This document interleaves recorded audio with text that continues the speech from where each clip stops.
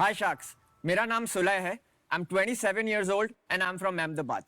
Sharks, आज market में बहुत सारे प्रोडक्ट्स ऐसे अवेलेबल है which make you feel great on the outside. लेकिन अंदर का क्या? Yes, I am talking about your Chaddi Buddy. Hello everyone, today I speak to Sulay Lavsi, the founder of Bummer. Bummer is on a mission to disrupt the millennial-focused underwear market. So in this exciting episode, he talks about his amazing journey from not being taken seriously in the early days to his dramatic appearance on Shark Tank India. He shares brand building strategies and talks about marketing to Gen Z and millennials, talks about pricing philosophies, spotting a gap in the market, spending 2 years on R&D, and finally he talks about his life-changing trip to America, and much, much more. So please enjoy the show. Thank you. Hello Sulay, thank you for coming on the Indian Startup Show today. Thanks, Neil. Please tell the listeners what you do. So, Neil, I run this really cool underwear brand called Bummer. We're a direct-to-consumer underwear brand, started roughly about 24 months ago. We make really fun underwear and loungewear, actually, for the Indian market, primarily catering to the 18 to 24-year-old, 34-year-old millennials and Gen Z of India, men and women both. Awesome stuff. First question, why underwear? I think it's a very interesting market, right? If you think about it, right? It's practically a product of apparel that every single human being wears, right? But at the same time, so little attention is paid to a product like this. It's so commoditized, right? And I think that's why it's been so interesting for us over the last couple of years, right? More than 1 billion people in India, and everyone kind of wears underwear, and yet so little innovation, so little design change. I think that's where we saw our gap, right? So we kind of started off with Bummer with that mindset that we could actually build something for the Indian millennials and Gen Zs. You don't want your 60-year-old dad to be wearing a white underwear versus also your 18-year-old kid wearing the same old white underwear, right? If you're seeing innovation in t-shirts and hoodies and trousers, why not your underwear, right? I mean that was the very simple perspective about why we wanted to build for underwear. Cool. Like you say, you started 2 years ago. How did you get this off the ground? Obviously, you must have done some R&D. So I think it's been about 2 years since we've been sort of operational. But there's close to about 13 months of R&D which went behind the scenes. And I think what the biggest hurdle of getting this off the ground has been the product side of things, right? It's so difficult building a product that is 100% custom made at this point in time, with primarily our own designs, our own materials. The material is essentially the core of what we do, right? The general user's perspective is that underwear is always supposed to be cotton, right? And we make our underwear out of micromodal fibers. Right. They're 100% sustainable in nature. The printing process on them is so complex. The garment process is so complex. So I think we spent the first about 12 to 13 months of it primarily figuring out how do we build a great product, right? And I don't think we delivered 100% product when we actually launched the brand, right? I think it was very important that as a brand, you just launch with something you have which is decent, sort of like your MVP, I would say, and try to at least assess the market for the first 6 months, and that's what we did, right? So yeah, I mean the R&D was intense. I had one employee at that point in time who was kind of helping me with sort of everything, or sort of like an all-rounder employee, I would say. And building the product was the biggest challenge, I would say. But I think now we have sort of like a very settled supply chain. We're building a kick-ass product, I would say. I would like to believe at least. So that's how the 13 months went, branding and building the brand up, designing collections and getting the product right. That's primarily where the 13 months sort of went out before we actually even got to market. Cool. I assume you must have had like some assumptions during the research and development days. What went right and what went wrong in terms of your assumptions? Yeah, I think the biggest assumption here is when you're building for apparel, right? The biggest assumption you can make is about the trends and the design of what a consumer will adapt, right? When you're a brand that's not even present in the market yet, you build your first collection based on what you feel is cool, right? Like you feel, okay, this might work in the market. You'll reach out to a few friends and family, and you will try to assess, hey, is this nice or not, right? And you'll build your collection based on that. But I think when we launched our first collection, I think we were in the completely wrong track. I think we were not doing the right thing. We were not building the right designs. We were not building the right colors across our product range. And I think what has really helped us over the last couple of years is the fact that we don't build based on gut feeling anymore. We build based on what our consumer tells us now, right? Every single day there's hundreds of calls that go out to our consumers to try and understand, hey, what do you like? What exactly is something that you would like to see from Bummer in the future, right? And building based on that makes so much sense now that you actually have a certain sense of lowering down on your risk, right? And I think that's only something that you can probably do after you launch your first collection and you have so much feedback from so many people coming out and telling you that, hey, I would love to look at this. I would love to look at a print like this. I would love to look at a color like this, for example, on your underwear. And we build based on that. And at this point in time, there's like a very equal sales split between all the prints, all the colors that we launch in our market, because consumers practically end up loving everything that we build because we're building primarily on their feedback anyways, right? So I think, yeah, that's super important and something we've kind of taken up on a day-to-day basis for us. I suppose like 13 months, that's quite a long time. Yeah. What you're doing. Yeah. Would you change anything looking back? Would you like test it a lot more quickly, get it in there as soon as possible, as it were? Oh, for sure. Yeah. I think the biggest challenge here, Neil, is that when we were starting out, right, there was so little knowledge, right? Like, I mean, I would like to believe that I also lacked so much more knowledge, right? And when you're starting off like that, it's very important that you can go out and learn a bunch of stuff for yourself as well.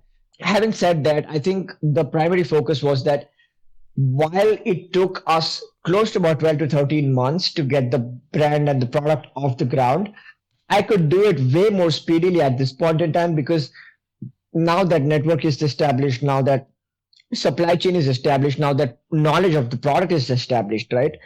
So I think, and this is one of the core challenges of being a solo founder as well, right? I mean, if I had a co-founder, for example, who had immense knowledge about the product, for example, I could have done this these 12, 13 months in less than about 6 months, right? Because then that person could have brought so much more knowledge about the product. The reason why it actually took 12 months is because I was learning as I was going. And I think that's very important as well, right? Because now looking back at that time, I feel that, hey, how did I not know about this? Like, this is something so simple and so basic, right? So I think that really definitely drove a lot of impact, in my opinion, in the learning curve while we were starting Bummer. In terms of marketing, how did you market the product in the early days? What worked? Was it paid or non-paid, organic, etc.? Yeah. So I think primarily when you're starting off, right, I think paid marketing is the way to go, because establishing the brand organically is something which is very difficult to do in the market, especially when there's so much content running around in the Indian ecosystem. So paid marketing was definitely, for the first 12 months, I would say the paid marketing was our primary driver of revenue at one point in time. And I think what really changed the scenario from paid marketing to organic marketing was us featuring on Shark Tank, right? Because there's lakhs and crores of millions and millions of people who are actually viewing the show overnight, and that kind of really enables us to get into a situation where there's so much organic traffic for the brand and for how we are positioned as a brand. So paid marketing, I would say, acted as a leverage. Yeah, let's talk Shark Tank then. What applied in the first place? I think more than the funds, right, Neil? It's more than getting a deal on Shark Tank, more than getting the money in the bank. I think more than any of these things, Shark Tank was primarily a focus on how do you get in front of millions and millions of people without having to spend a penny, right? So it's definitely an awareness play, But at the same time, I think the capital that you end up raising also, right, is so relevant, because we ended up raising capital from someone like an Aman Gupta, who's the founder of Boat Electronics. They're like a D2C giant in India. Someone like him adds so much more value, more than the money that he brings to the table anyways, right? What was the reaction when you got through then? When you got the email, you're going on Shark Tank. I think, yeah, I mean, it was so. I mean, I was jumping through the roof, to be honest. The first thing I probably did was like call up my family, right? Like call up my mom and dad, and kind of tell them that this is what's happening, right? Even at that time, and even before I went into the tank, pitching to these guys in front of the cameras and everything, the focus always was, right, like, let's do a solid pitch. Whether we get the deal or not is like completely secondary. It's completely secondary. I think as sharks, as successful entrepreneurs, they need to see that I'm passionate about what I'm doing. Like, that was the focus, right? That I'm eat, sleep, and breathe what Bummer does. If that's something that if that's a message that you can get across to them through your pitch, then they will believe in you somehow. That really helped a lot. I don't know if you've gotten a chance to see the episode. Yeah. And on the actual show, it did get a bit heated at the end. I think the guy at the end of the row, I don't know his name, but he had with the glasses. I think I don't know what he was complaining about. He absolutely slaughtered you. Oh yeah, for sure. I think it was, I mean, I was so nervous at that point in time, right? Because as an entrepreneur who's sort of just starting out, right? Yeah. You've never really been in front of so many cameras, so many lights, such influential people in the ecosystem, right? And that kind of takes a toll on you, right? So I feel that was definitely very impactful, very impactful. But I think what was also important is to not move away from what I believed in. I think when Ashneer kind of said that, Ashneer is the guy who founded BharatPe, I was very clear when I went into the tank that I wanted to raise capital, not for the sake of raising capital, but for the sake of raising capital from people who could actually help me in the long run. Now, someone who's building a tech business or a fintech business, for example, would have very little value addition for me in the long term, because I'm building something in the D2C space. So one of the core challenges that actually bothers us at Bummer is, how do you manage inventory, for example, or how do you better plan inventory, for example? Now, these are challenges which a tech business or a fintech business would never really know how to tackle. True.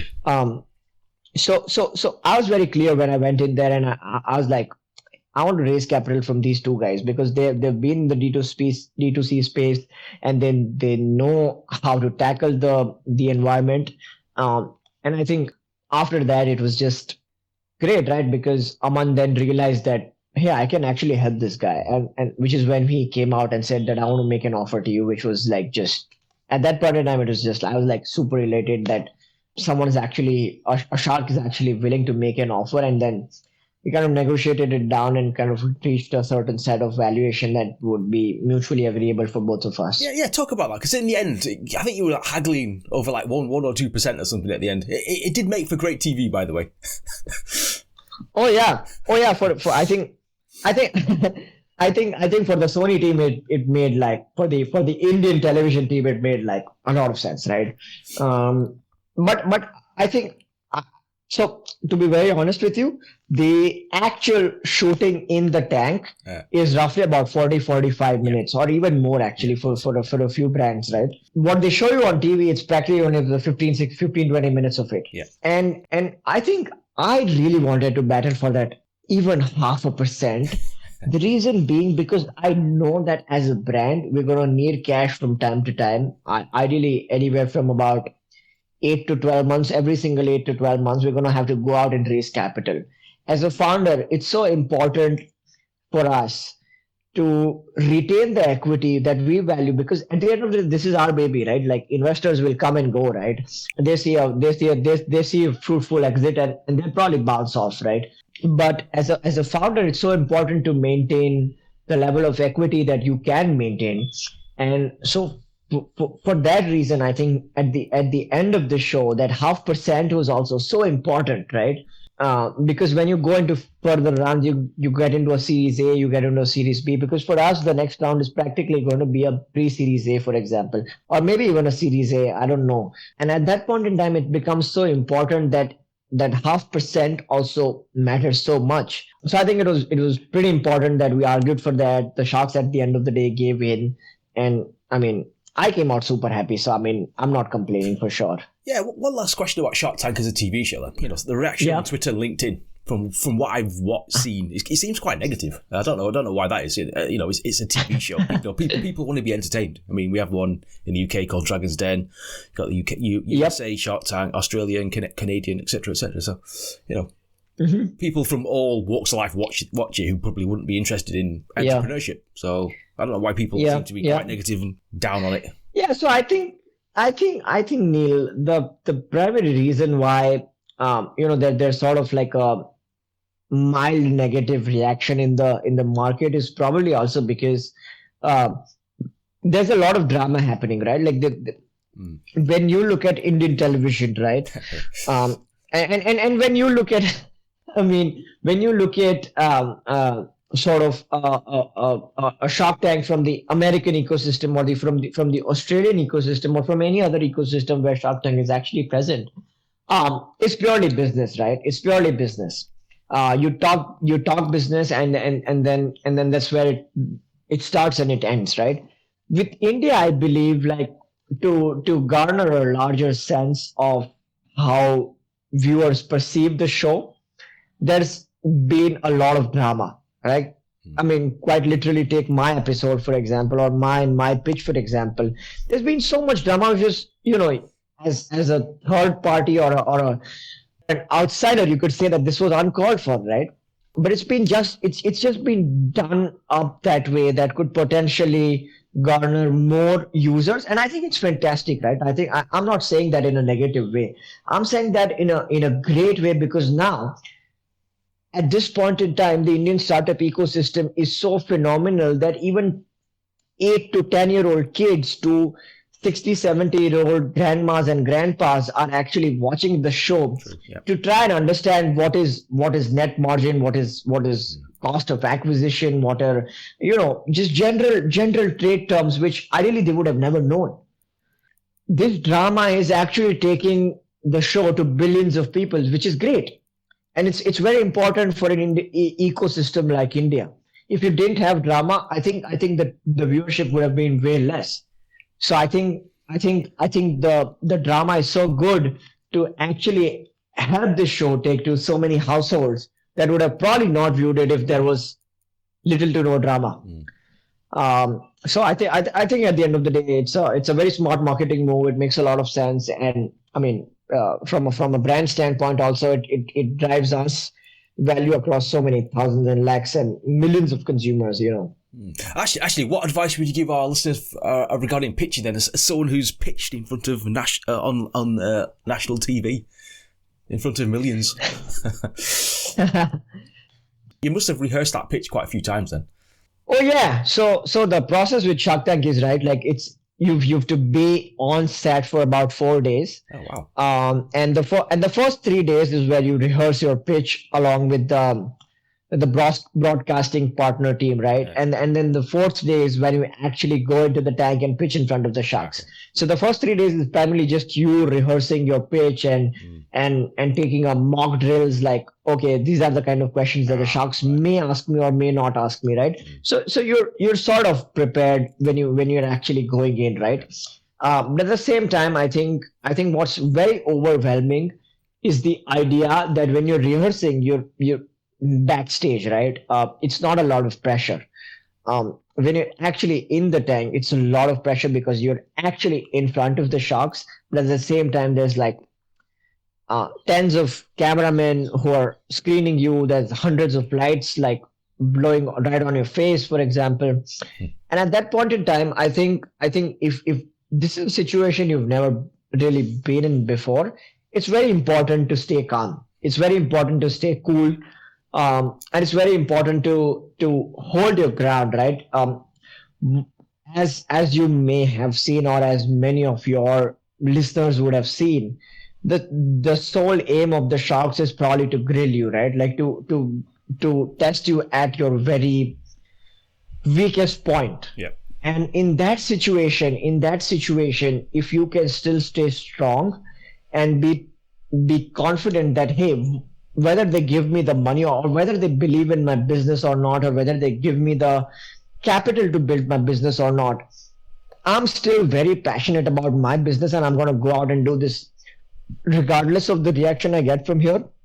That's your winning story, in my opinion. That you, in front of all these people or in front of all these influential people, stand your ground believing that I can do this, right? Like I believe in what I'm building. And I think for me also, right, that was very, very simple, right? When Ashneer came out and said that, this is not right, and he had all these words come out to me. I think it was very simple for me that, I mean, no matter what you say, I know for a fact that I'm doing something good with what I want to do, and I'm going to continue building it whether you like it or not. Yeah. So that's something that was very important when I actually went in, and then obviously like the other sharks kind of really liked it and they gave me the deal. So pretty much summed up what I actually wanted to do with the show anyways. Cool. Let's move on then. In terms of pricing philosophies then, what were your thoughts on pricing? Did you want to undercut the market or did you go the other way? Thoughts on pricing? Oh no, for sure. I mean, I don't think undercutting pricing makes sense, right?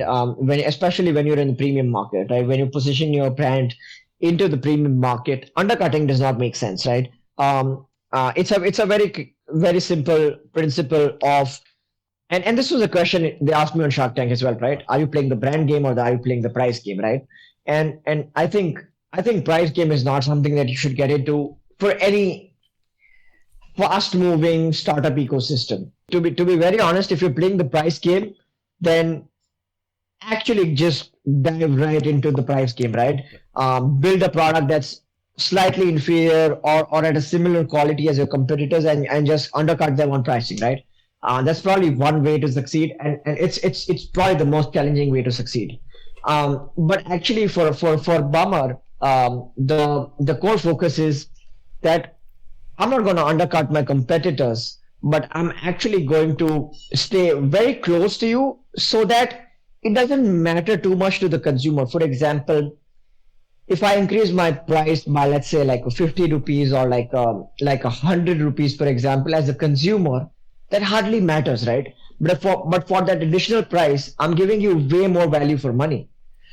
So I think that matters way more when you try to undercut a competitor, and instead you actually try to deliver more value for the same price. So getting into the price game is something which is very ridiculous, but instead try to go head on with your competitor in the same pricing, but at the same time try and deliver more value to your consumers for the same pricing. That makes way more sense to the Indian consumer, to the ideal consumer, than you would if you were trying to undercut someone.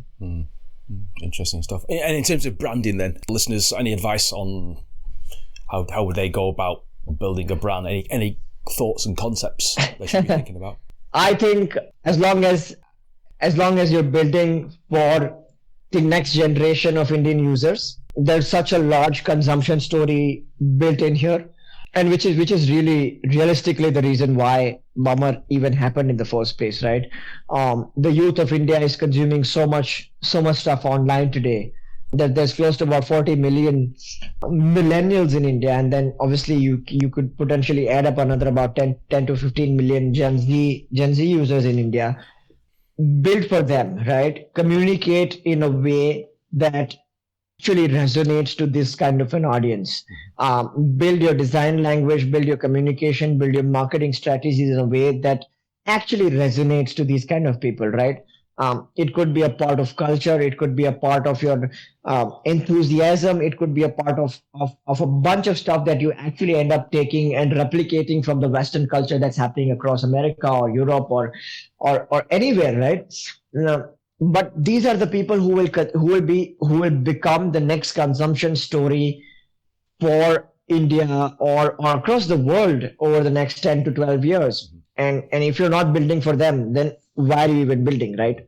That's my thought process. So with Bummer, it's so obvious that we've tried to take a design language, we've tried to take a communication situation that will reflect how we communicate with the youth of today and how we communicate with our friends, essentially. Like, I mean, I'm a millennial myself, and I would, as Bummer, as a brand, I would communicate with my consumers the same way as Sulay would communicate with his own friends. And if I end up doing that, it's so much more relevant for my consumers to be able to relate with the brand.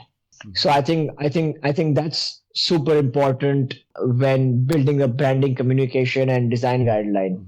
Cool. And you spent time in America. You did an entrepreneurial course. I did. That must have been quite influential in your business. I think that's practically what changed my life, right? I mean, it was such a phenomenal program. I went to the Masters in Entrepreneurship and Innovation program at the University of Southern California. Oh, nice.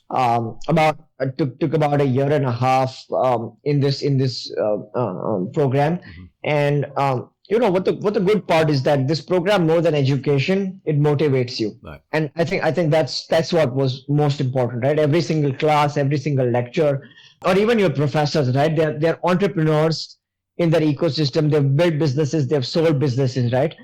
And when you get into a class structure like that, we were over about 60 people in the ecosystem, in the cohort, and there were about 18 countries represented across these 60 people, right?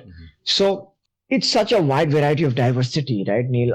And I think that's one big aspect. And at the same time, being right in the center of Los Angeles, being in a decently great university, I think every single class was meeting founders, meeting entrepreneurs, meeting venture capitalists from Silicon Valley, from the community of Los Angeles. They're motivated, right? Because someone has built $1 billion business in the last 5 years. Someone has built $100 million business in the last 2 years. And these are the kind of people who come and talk to you as a part of the program.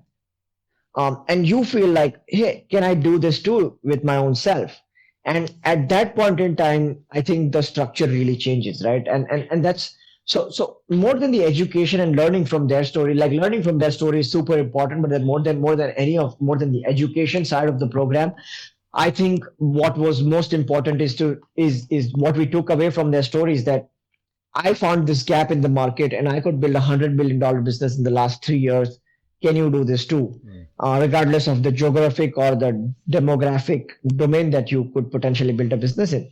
And if that's the inspiration and motivation you have, then I think the program was absolutely a big success in my life, I could potentially say. You must be very proud of this journey so far then. I mean, for sure. I mean, I think we're barely even there, to be very honest, Neil. But I think we're definitely making improvement where compared to what we were on day one. And you know this, right? Like, because we've been talking for a while now, and you know this, right? Like what Bummer looked like probably a couple of years ago, right, and what Bummer looks like today. Yeah. And we've made an impact, right? Yeah, in terms of the business model then, I assume it's an online subscription-based model.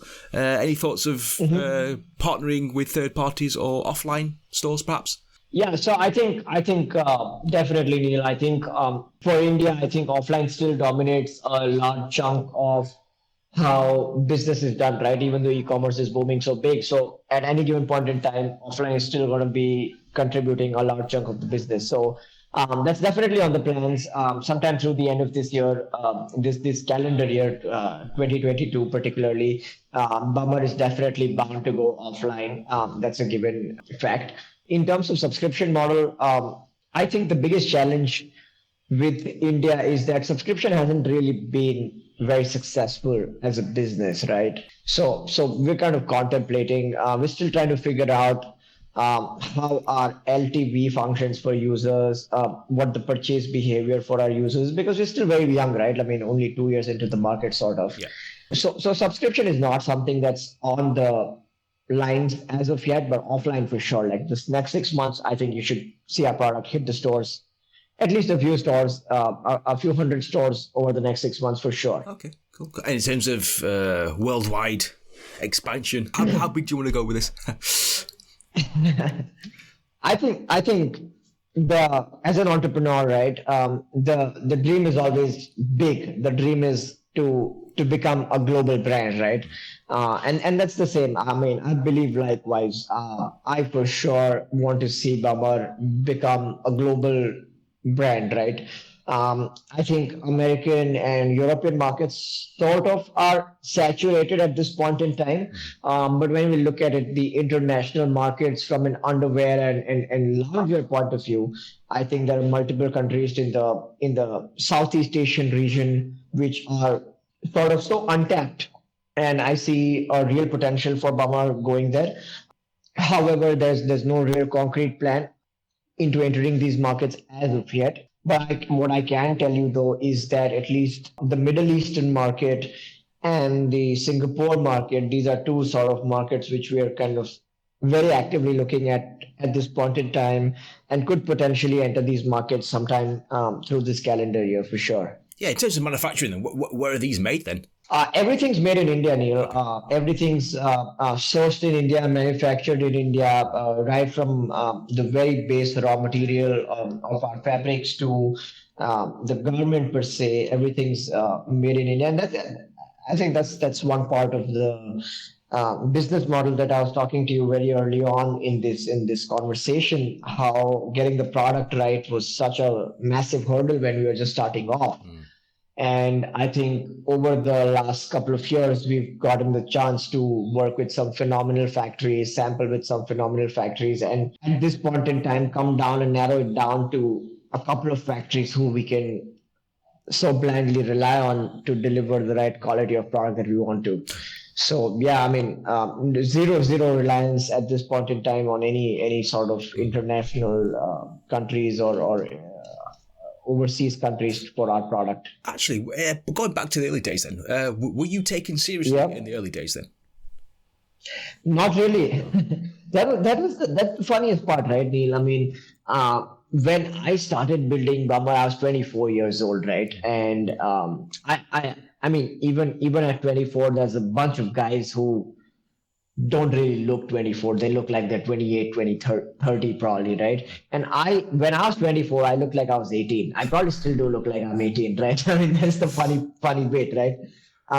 But when I was kind of beating so many factories and stuff, no one really took me literally. No one really took me in seriousness that, hey, this guy's actually going to come through with the product. So there are a bunch of times when, I used to just like, when there is a situation like this, in my opinion, what I've realized with this problem is that even if you look young, you are actually young, and people from the industry don't end up taking you seriously. I think what's very important to show them is that no matter your age, you're dedicated to your brand, right? Like you're serious about what you're doing. You're very vocal about what you're doing, right? And I think that's one aspect of your life that can enable them to take you seriously.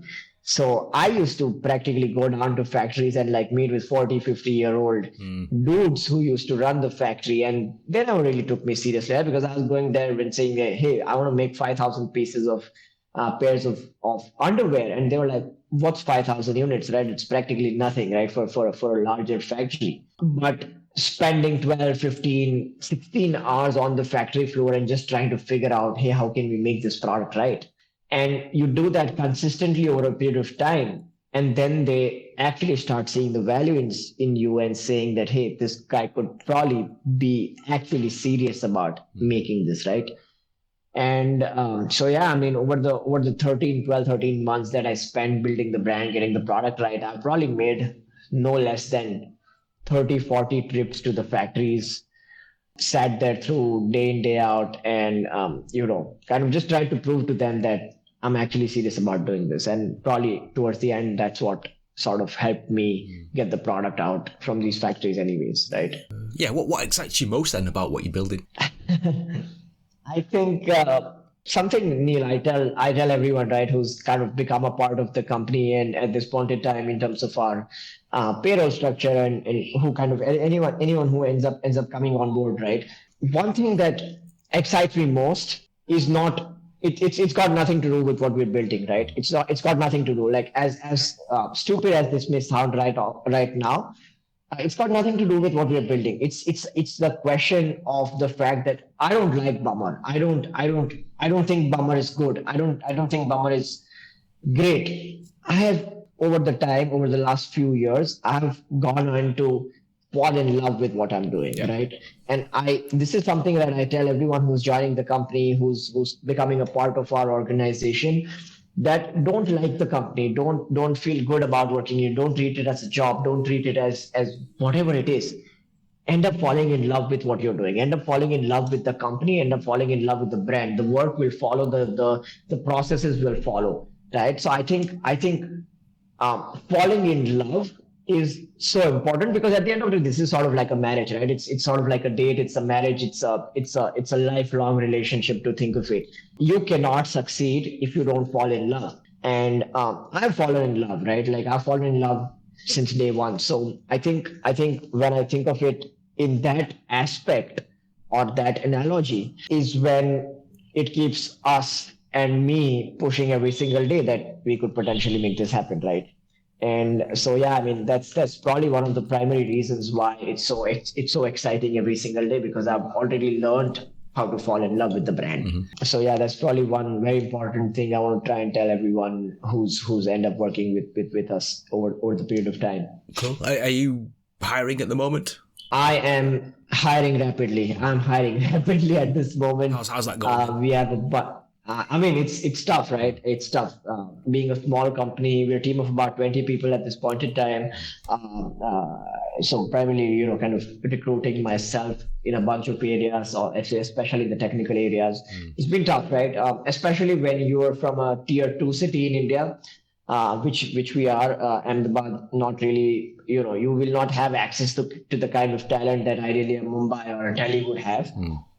So finding the right talent has been tough, but we're still making do. I think we have some kick-ass people on board, and we're hiring across the board. Even if that means getting people to move to Ahmedabad from tier 1 cities like a Mumbai, Delhi, Bangalore, for example, then we're okay to do that, right?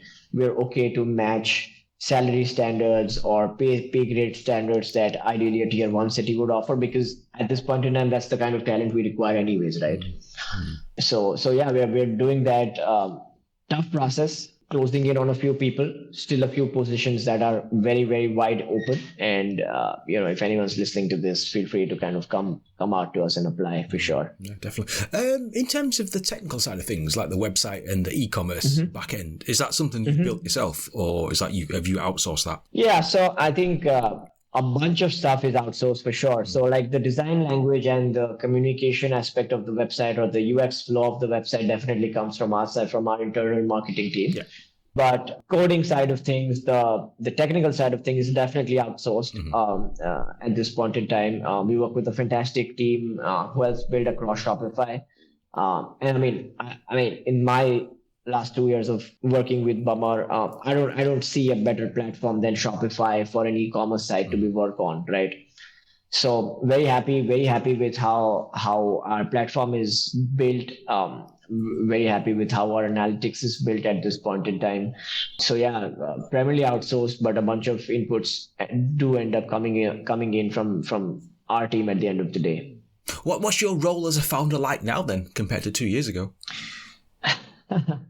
So, I mean, compared to 2 years ago, very different, right? Because, 2 years ago, when we were just starting out as 3 people in the company, we were obviously still picking and packing orders ourselves, right? And at this point in time, I think, Neil, it's primarily become more about strategy and hiring and getting the right people on board, right? I think I'm so bullish on team that you could potentially end up spending a few million rupees on marketing spends and etc., and doing a bunch of stuff bunch of stuff. But that may or may not result in exponential growth for you over time. I think what will result in exponential growth over time is building the right set of people who want to work with you, and as I said previously, who end up falling in love with the company, right? So my core focus over the last couple of months has primarily been on getting the right people on board, working primarily on strategy, and getting people, more importantly, getting people who will end up falling in love with the company, right? So that's that's a tough job. That's a tough job.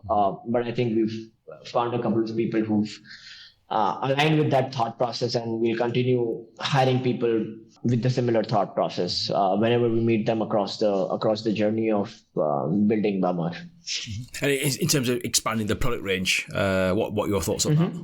Oh, for sure. So very immediate expansion happening right now, to be honest. So we were primarily always an underwear brand over the last couple of years. And so at this point in time, we're getting into two new categories. One is pajamas for men and women. And the second one is bralettes for women. So these are two new categories which are actually happening as early as next week. They should be live on our website very soon. They're made from 100% sustainable materials and come in the same old quirky, fun printed designs that your regular Bummer undies come in. Last few questions then. Any advice for our first-time founders? What should they be focusing on? Yeah, for sure. I think I'll take a very real life example from myself, right? I wasn't very keen. I wasn't very sure if I'll actually go through and come out with Bummer, right? It was an idea on a pen and paper, or even an idea in my head very initially. But what actually makes an impact, why most founders, and you hear so many founders, I mean, Neil, you personally end up speaking to so many founders from time to time. What really drives the larger impact is that you carry on day to day. You do not think about what's going to happen 5 years down the line, or 3 years down the line, or even 7 years down the line, right? You care about what happens tomorrow, right? And if that's a passion that drives you, then I think it's very important that you go through with the idea, the concept, the business model that you want to build. So many people just end up giving up halfway because they think too much in the future that, hey, I don't think this is going to work, or I've already put in so much money, I don't think I can carry on. But that's a very long-term picture, right? If you only think about tomorrow and continue building it and taking it day by day, that's what will help you get to a certain scale and a certain level of execution that you want to get to. If you dream about the fact that 5 years down the line, I'm probably not going to make it, I'm going to lose so much money, I'm going to do this, I'll end up doing X, Y, Z. That's not a very good sign for you to be motivated about. So what should probably motivate you is that what's going to happen tomorrow. And if that tomorrow is exciting, then just do it and keep doing it again, repeat it, and keep repeating it every single day till the time that you actually make it. So yeah, that's something that I've kind of very rigorously followed over the last few years, and not that I'm trying to say that I'm very successful or anything, but because we're probably just getting getting started, to be honest. But yeah, I mean, at least that helped us at least launch the business, which a lot of very young entrepreneurs don't even end up doing, right? Yeah. So at least getting into that execution stage is so important. Cool. Last question then. For people who want more information on you and Bummer, what must they do? Just hit us up. Find us on LinkedIn, probably. Find us on our website, which is bummer.in. Find us on Instagram. Find us on LinkedIn. Our website is always open. We're shipping all across India. If you could potentially reach us also on hello@bummer.in, which is our support email ID, and you're from across the world, we'll make an exception. We'll ship orders to you if you just want to get a feel of what we're doing. We'll make an exception. We'll ship out a special order anywhere you are in the world. We'll make it happen. So yeah, reach us across channels. Actually, which city gives you the most sales then? As of now, Neil, I think roughly about 55% of our sales is tier 1 cities, which is Mumbai, Delhi, Bangalore, Kolkata, Chennai, and then 45% is sort of tier 2 and beyond cities. Is that what you expected? Yes. However, we are like month on month, we are penetrating deeper, right? Like, so initially the first few months, my almost 70% of my sales was tier 1 cities in India. And we've managed to get it to about 55% as of today. So the focus is to, if we want to get to the masses, then we have to penetrate deeper into the tier 2, 3, 4, 5 cities, right? So we're doing that month on month, and we'll hopefully get to like a larger chunk over a period of time, for sure. Actually, would you get like social media influencers or Instagram celebrities to like promote this? For sure. So yeah, we primarily work with a bunch of micro influencers. I would not say we work with like really, really big influencers. And my thought process behind this is that a lot of times the larger influencers, the bigger influencers, like we've got like 500,000 or maybe even 1 million followers, for example, those are the kind of people who are being followed by a bunch of these users just because of the way they look or the way they present themselves, right? It's not because of the content or the brands that they promote, for example. So we've always seen like great traction with smaller bunch of people, even someone who has like 5,000 or 10,000 followers, right? Because then those are the people who actually follow these people for their content or not because they look good. So yeah, I mean, we've done that. I think the ROI is difficult to measure, but still pretty good. I mean, I can definitely say it drives traffic, right? It creates an awareness for sure. So something we're very bullish on. We'll keep doing that over the months to come, and it should result in some positive ROI over the few months at least. How are you tracking the performance of each ad then? Yeah, so with a few, right? We sort of give them an exclusive coupon code, and anyone who kind of ends up using that code, we kind of track that this sort of sale or purchase came because of this XYZ person. But yeah, with influencers, I think it's a very challenging task to keep track of ROI, right? Because at the end of the day, someone has viewed this influencer creating content about, let's say 4 months ago, and now they've decided, now they're at a cycle in their life where they are thinking that, hey, I need to buy some underwear, and I'm going to go back and look at Bummer because I saw this 4 months ago on this influencer's page, for example. Now these are instances which you will never be able to drive or measure ROI from. So yeah, it's pretty difficult to be very honest. Awesome stuff. Sulay, thanks for coming on the show today. Much appreciated. Wish you all the best. Thanks, Neil. I'm off to buy some underpants now. So thanks for giving me all the information that I need. Thanks so much for having me, Neil. It was a pleasure talking to you. Awesome stuff. Wish you all the best. Thanks to Sulay for coming on the show today, and if you're buying some fancy pants, check out bummer.in. Thank you for listening and supporting the podcast, and I shall be back next week. If you're building something exciting, please send me an email, hello@neilpatel.co, or tweet at IndianStartupSH, or go to facebook.com/Indian Startup Show. Love to connect. Thank you, and goodbye.